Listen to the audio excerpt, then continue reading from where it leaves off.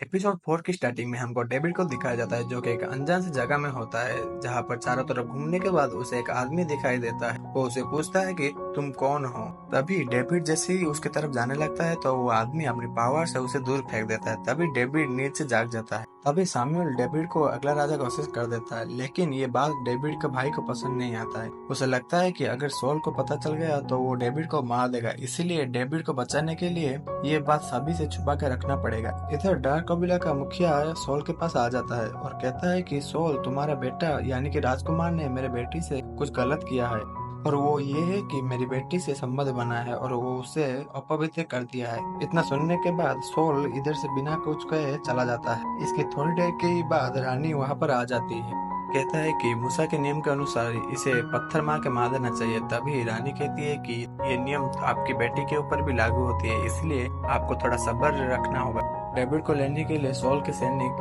उसके घर आ जाते हैं, लेकिन किसको भी पता नहीं था सॉल डेविड को क्यों बुला रहा है। डेविड के यहाँ से जाने के वक्त उसकी बहन उसे शेर के नाखून देकर कहती है कि मुझे शेर से बिल्कुल भी डर नहीं लगता है। उसके बाद सॉल के सैनिक डेविड को लेकर चले जाते हैं। इधर रानी एस को सजा सुनाती है। वो कहती है कि इसको एंडर सनातन नगर भेजा जाएगा। एंडर का नाम सुन के एस बहुत घबरा जाता है, लेकिन रानी के कहने पर सैनिक द्वारा इसे एंडर भेजा जाता है। हालांकि ऐसे करने पर इनके परिवार को बहुत बुरा लगता है, लेकिन परिवार का सम्मान बचाने के लिए ऐसे करते हैं। इधर सामुएल जब अपने शिष्य के पास पहुंचता है तो वो देखता है कि उसके शिष्य को बेरहमी से मार दिया गया है। उसकी ऐसी हालत देख के सामुएल बहुत घबरा जाता है। इधर सॉल के सैनिक डेविड को लेकर महल पहुंच जाते हैं। यहाँ पर पहुंचने के बाद डेविड को पता चलता है कि उसको यहाँ पर राजा के लिए गाना गाने के लिए बुलाया गया है। डेविड का संगीत का तारीफ राजकुमारी ने की होती है, क्योंकि राजकुमारी को पहली बार डेविड का संगीत पसंद आ गया था, इसलिए राजकुमारी के कहने पर डेविड को गाना गाने के लिए बुलाया गया था। डेविड राजा के लिए गाना गाता है जो कि राजा को बहुत पसंद आता है।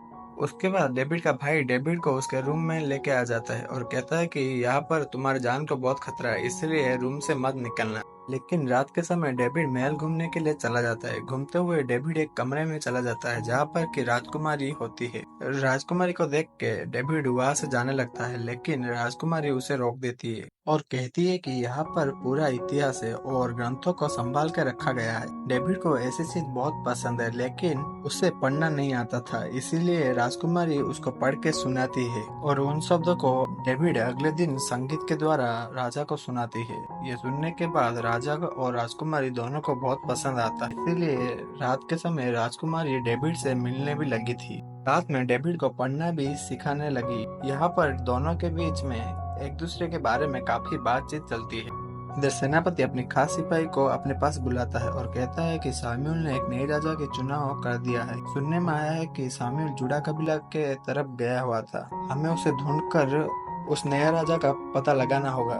इधर सामुएल घबराता हुआ उसकी पत्नी के पास आता है और कहता है कि जल्दी से अपने सारा सामान समेट लो और कहीं दूर चलते हैं, नहीं तो सॉल हमको जिंदा नहीं छोड़ेगा। इसके बाद सिम सीट होकर हमको एस को दिखाया जाता है, जिसको सैनिक द्वारा इंडोर ले जा रहा होता है, लेकिन बीच में उनके ऊपर हमला हो जाता है और उस हमले में सारा सैनिक मर जाते हैं। उसके बाद वहाँ पर एक आदमी आता है जो कि कहता है कि ओ तुम ही हो इजराइल के राजकुमार, चलो आ जाओ।